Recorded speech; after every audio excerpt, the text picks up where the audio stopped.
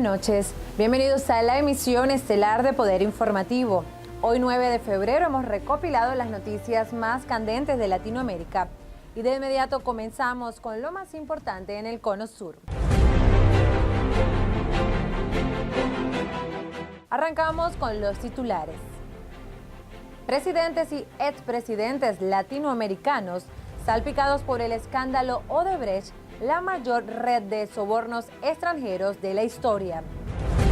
Y Estados Unidos celebró hoy el inicio de negociaciones de paz entre el gobierno de Colombia y el Ejército de Liberación Nacional. La canciller alemana Angela Merkel y el presidente uruguayo Tabaré Vázquez se comprometieron a impulsar las negociaciones entre la Unión Europea y el Mercosur. Y en Bolivia se declara una emergencia por plaga de langostas. Pamela Posada, de popular presentadora de televisión en El Salvador, ha detenida por colaborar con el cartel de Sinaloa.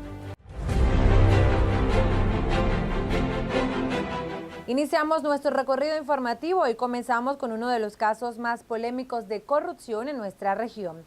Todo indica que cuando explotó el escándalo de corrupción que involucra a la constructora brasileña Odebrecht, varios de los políticos más importantes del continente temblaron.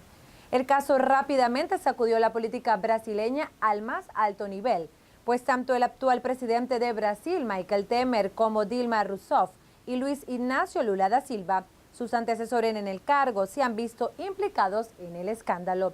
La onda expansiva rápidamente alcanzó al resto de la región, llegando hasta otras importantes figuras de la política latinoamericana, incluyendo varios mandatarios, exmandatarios. Revisemos el material. El escándalo de los sobornos pagados por la empresa brasileña Odebrecht para quedarse con varios proyectos de infraestructura ha implicado ya a varios gobernantes y exgobernantes latinoamericanos, y la lista tiene visos de aumentar. El expresidente de Perú, Alejandro Toledo, ha sido acusado de recibir de esta empresa una comisión de $20 millones y contra él pesa ya una petición de arresto preventivo solicitada por la Fiscalía General de su país. El también expresidente peruano Alan García está citado hasta ahora en calidad de testigo por la Fiscalía Anticorrupción por los sobornos de Odebrecht durante su última administración presidencial de 2006 a 2011. En Colombia, la Fiscalía General ha solicitado la apertura de una investigación sobre la denuncia de la contribución de la empresa con $1 millón a la campaña electoral para la reelección del actual presidente del país, Juan Manuel Santos.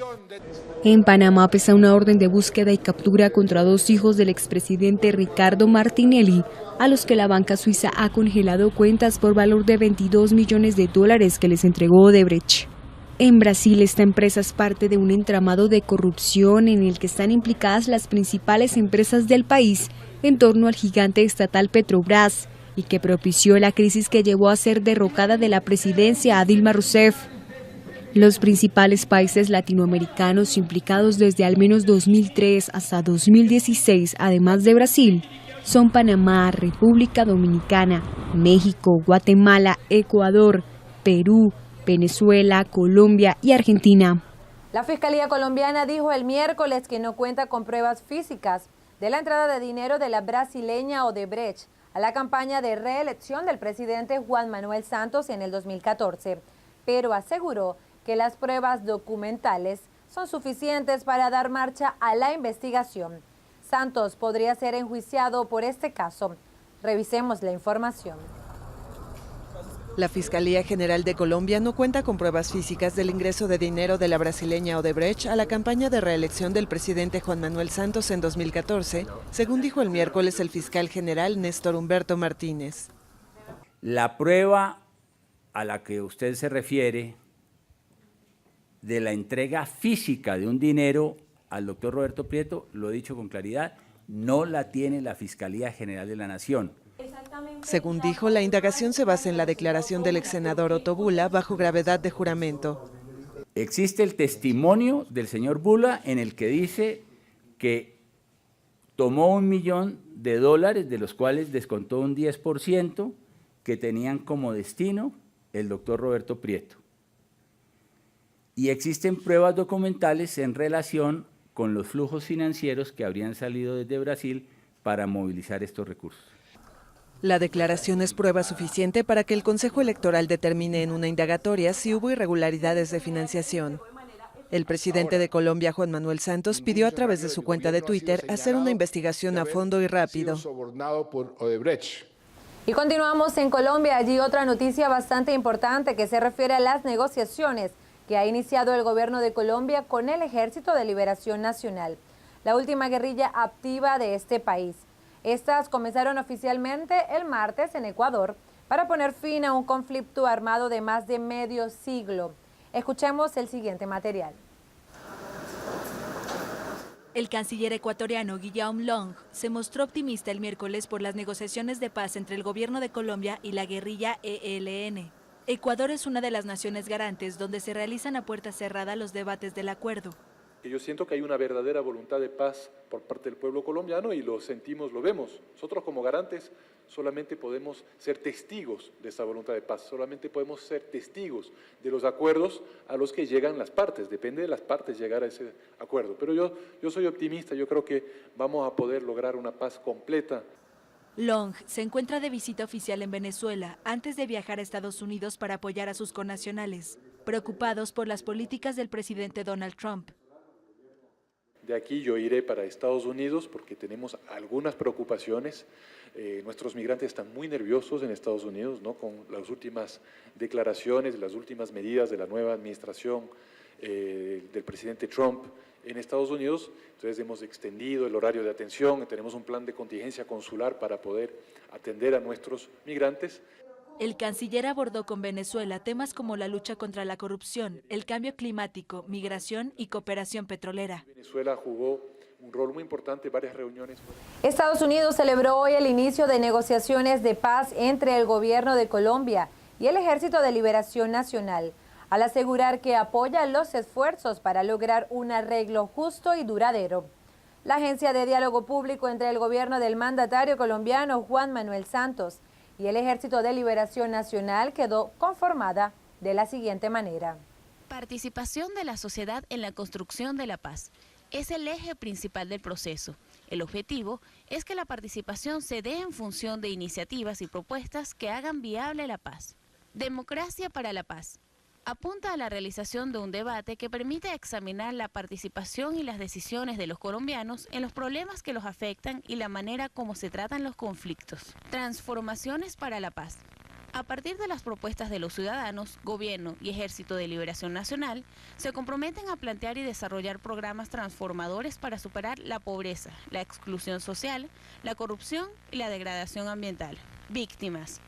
Hay consenso en que la construcción de una paz estable y duradera solo será posible si hay reconocimiento a las víctimas y sus derechos, con base en verdad, justicia, reparación y garantías de no repetición y no olvido. Fin del conflicto armado. Este punto pone sobre la mesa la definición de la situación jurídica de los integrantes del Ejército de Liberación Nacional, las condiciones y garantías de su seguridad, además de la posibilidad para el ejercicio de la política, ya como un movimiento o partido legal, entre otros. Implementación. Se trata de la ejecución de lo acordado para materializar los cambios que permitan pasar del conflicto armado a la paz. Esa implementación estará definida por un plan general de ejecución que incluirá mecanismos de control, seguimiento y verificación. Los colombianos también comenzaron de inmediato a expresar sus opiniones un poco divididas en medio de sus expectativas tras el inicio formal de las negociaciones de paz entre el gobierno y el ELN. Desde 1998 el ELN es dirigido por Nicolás Rodríguez, alias Gavino, quien entró en las filas a los 14 años de edad.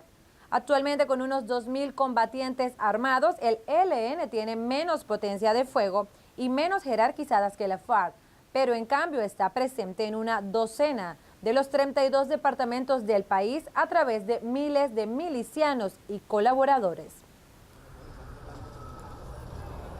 Los colombianos comenzaban a vivir el miércoles una nueva etapa en el proceso de búsqueda de una paz completa.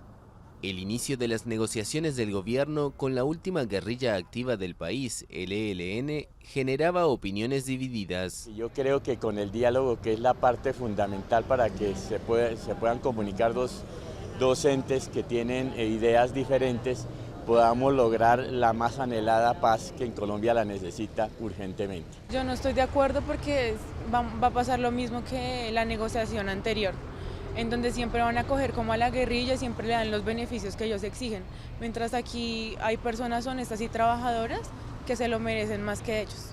Aunque haciendo un énfasis distinto, el gobierno busca un acuerdo similar al firmado en noviembre pasado con las FARC, cuya versión original sufrió modificaciones. El ELN, alzado en armas desde 1964 y actualmente con 1.500 combatientes y varios miles de milicianos, busca poner el foco en la participación de la sociedad en los diálogos.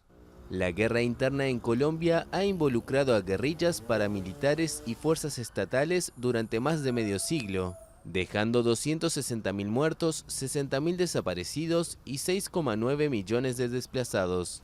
Y a esta hora nosotros hacemos nuestra primera pausa comercial. Ya regresamos con más de Poder Informativo.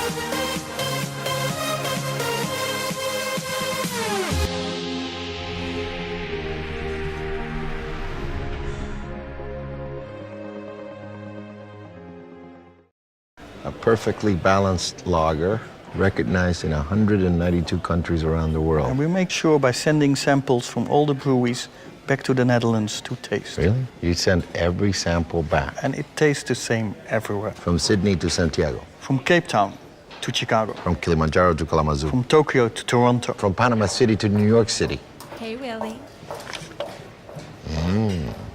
From Tokyo to... Toronto. We said that already. There's more behind that star. Y estamos de regreso con más noticias a través de su noticiero Poder Informativo. En este segmento les traemos lo más importante del tema del momento, la inmigración. Y comenzamos en Uruguay. La canciller alemana Angela Merkel y el presidente uruguayo Tabaré Vázquez se comprometieron a impulsar las negociaciones entre la Unión Europea y el Mercosur, con vistas a un ansiado acuerdo de libre comercio.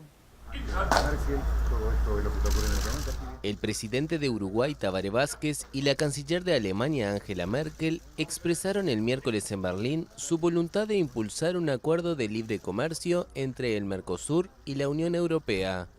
Vázquez aseguró que Alemania puede encontrar en Uruguay un socio estable y criticó a Donald Trump por su política antiinmigratoria. Uruguay es un país de emigrantes y creemos entender el drama que viven muchos emigrantes en muchas partes del mundo. Nosotros no compartimos que se hagan muros, queremos que se hagan puentes entre las naciones. Merkel dijo que pretende avanzar en un acuerdo con el Mercosur, que se sume a los ya alcanzados con Perú, Colombia y Chile. Como europeos, si no avanzamos o si lo hacemos más lento que Estados Unidos, habrá que ver. Y por supuesto continuaremos negociando otros acuerdos comerciales rápidamente. El presidente uruguayo realiza una gira que también lo llevará a Rusia y Finlandia, antes de que su país asuma la presidencia rotatoria del Consejo de Seguridad de la ONU.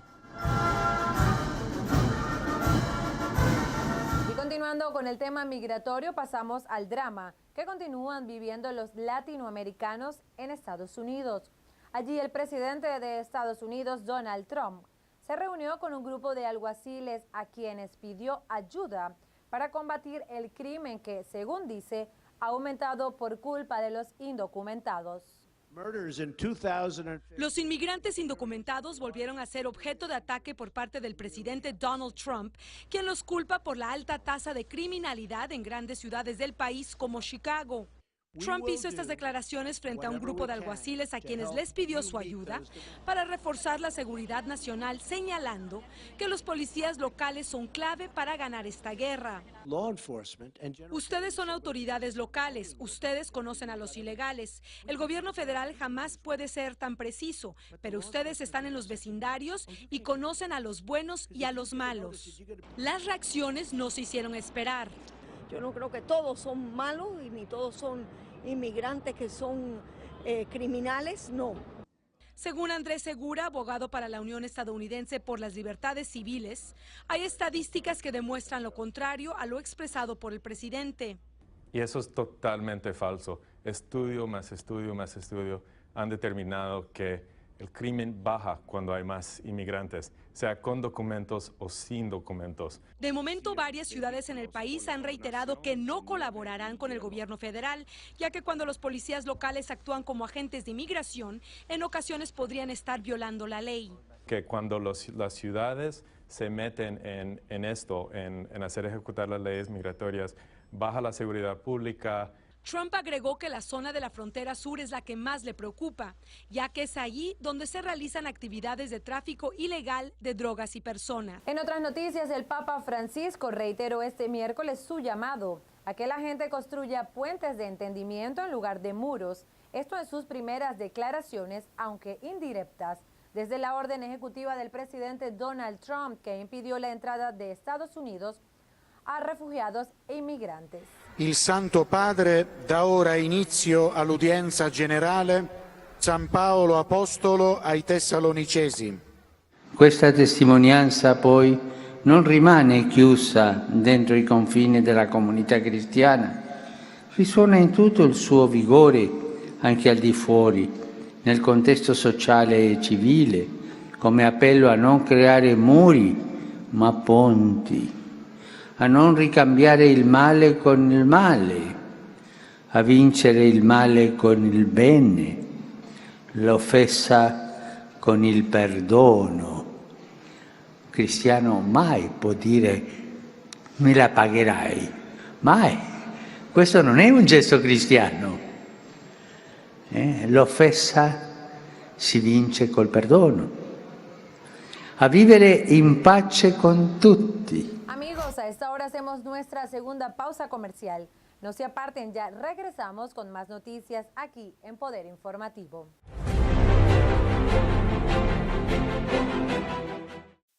Heineken has been family-owned since 1873. Right, for 140 years they own the brand. And because the name is on the bottle, they don't compromise the quality. I get that. I don't put my name on a bad film. Well, I did some late 80s music videos that weren't that good. Oh, really? Yeah. Don't worry about it. You're still my third best actor.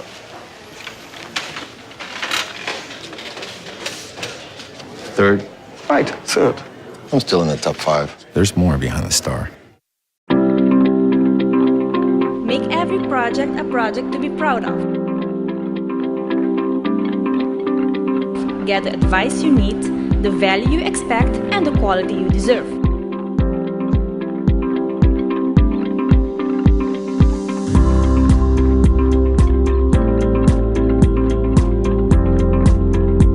See the Do It Members flyer for great savings.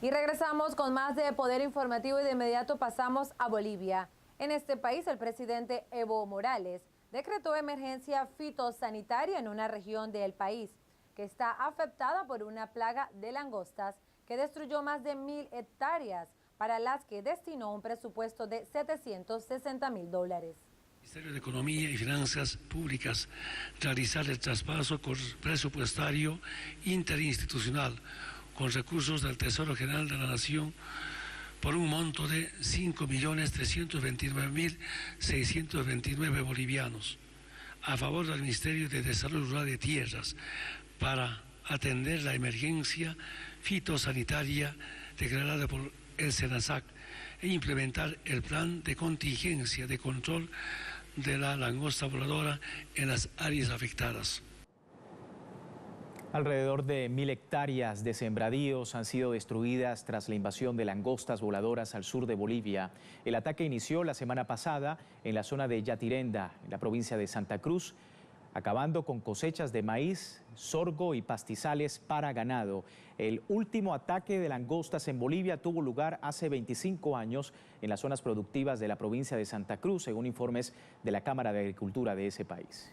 ¿Sabían ustedes que la ballena gris da a luz cada invierno en las aguas de Baja California Sur al norte de México y que tras salvarse de la extinción, su supervivencia ahora enfrenta el calentamiento global? Hoy les traemos un informe realizado para crear conciencia y preservar estas vidas marinas. La ballena gris da a luz cada invierno en las aguas de Baja California Sur al norte de México. Tras estar en peligro de extinción por la cacería, se había recuperado completamente, pero ahora enfrenta el calentamiento global. Es una gran preocupación el cambio ambiental porque se alimentan de pequeños invertebrados que viven en el fondo del océano y estos son muy sensibles a los cambios de temperatura, cambios de salinidad y de acidez. La ballena gris, que mide unos 13 metros y pesa 30 toneladas, estaba casi extinta por la caza indiscriminada a finales del siglo XIX y principios del XX. Es la única especie de grandes ballenas que se ha recuperado, gracias a la protección y el refugio que ofrecen los santuarios mexicanos. Estas ballenas viven tanto como nosotros, ellas tienen el mismo lapso de vida que los humanos. Sabemos por fotografías que tomamos de 1970 que algunas de las mismas ballenas están aquí hoy, regresan cada invierno a dar a luz a sus pequeños. La Reserva de la Biosfera Vizcaíno recibe unos 10,000 turistas por temporada. Las ballenas se acercan a las embarcaciones e incluso algunas son amistosas y se dejan tocar. La ballena es más inteligente que uno. La ballena sabe cómo se va a acercar. Actualmente hay unas 22,000 ballenas grises americanas, mientras que de la población asiática solo quedan 130 individuos, según estimaciones del Fondo Mundial para la Naturaleza. Y finalmente nosotros llegamos a El Salvador para contarles la historia de Pamela Posada, quien pasó de popular presentadora de televisión en El Salvador a detenida por colaborar con el Cártel de Sinaloa. La Fiscalía General de la República la acusa de organizar el apoyo logístico para lanchas rápidas con cocaína que navegan por costas salvadoreñas. También es señalada por acompañar a quienes descargaron los cargamentos de droga en Guatemala. Claudia Pamela Martínez Posada fue la principal presentadora del programa El Sótano, uno de los más populares en la televisión salvadoreña. Entre los detenidos se encuentra la locutora y expresentadora de televisión Pamela Posada y también el exjugador de la selecta playera José Cipriano Rivera. Según el Ministerio Público, la locutora era parte de la estructura de narcotráfico a nivel internacional y se ocupaba de la logística, mientras que el ex seleccionado era parte de un grupo de lancheros que ayudaban a movilizar la droga. De esta persona, que entiendo trabaja en un medio de comunicación, es que ella daba soporte también y movió droga e incluso tenía que ver también con esta estructura que ha sido capturada. Movió droga en Guatemala y ha estado en la operatividad con este grupo. También un exjugador de la selecta de playa, que también ha sido capturado, creo que si no me equivoco José Cipriano Rivera. Entonces, fue capturado creo que también en la zona de la Pirraya.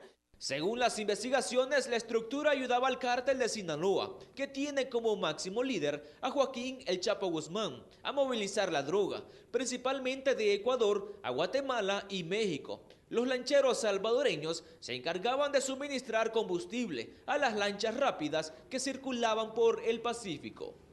Que salvadoreños han estado involucrados en la costa, dándole operatividad y respaldo al movimiento de estas lanchas con combustible, dándoles seguridad, dándoles alimentos, incluso viajando a Guatemala. Los procedimientos han dejado casi una treintena de capturados, incautaciones y decomisos, pero esto podría incrementar en las próximas horas, según las autoridades. El resultado son esas, 26 zonas de captura, personas capturadas. Tenemos 3 vehículos en este momento, una moto, 14 lanchas 10 motores, $4.000 en efectivo y varias armas. Tenemos GPS incautados, tablets, celulares y algunos otros objetos. Entre lo incautado se localizaron billetes falsos que fueron entregados en Guatemala en una fiesta de cumpleaños de Francesco Monroy, conocido como el Fantasma, un reconocido narcotraficante de nacionalidad guatemalteca y que fue extraditado a Estados Unidos. En los billetes aparece el rostro de un personaje de telenovelas de narcotraficantes. Incluso dinero falso con la foto de un sujeto que le dicen el Cabo Milton, creo que sale en unos programas de televisión relacionados con droga, con narcotraficantes, mejor dicho. En uno de los ranchos que allanamos el día de ayer anoche y hoy en la mañana, pues se ha encontrado dinero falso con la foto de este sujeto también, que entiendo que es un colombiano. De momento se les acusa de conspiración y tráfico de drogas, pero no se descarta que a medida avancen las investigaciones se les puedan atribuir otros ilícitos. Y de esta manera nosotros llegamos al final de nuestra edición Poder Informativo a través de Power TV. Este programa es presentado en colaboración con Caribbean Speed Printers y su periódico Buen Día. Esperamos ustedes hayan disfrutado de todas las informaciones y la invitación es para mañana, donde les traeremos las noticias más relevantes de América Latina y el Caribe. Quien narró para ustedes, Fabiola Cárdenas, y esto fue Poder Informativo.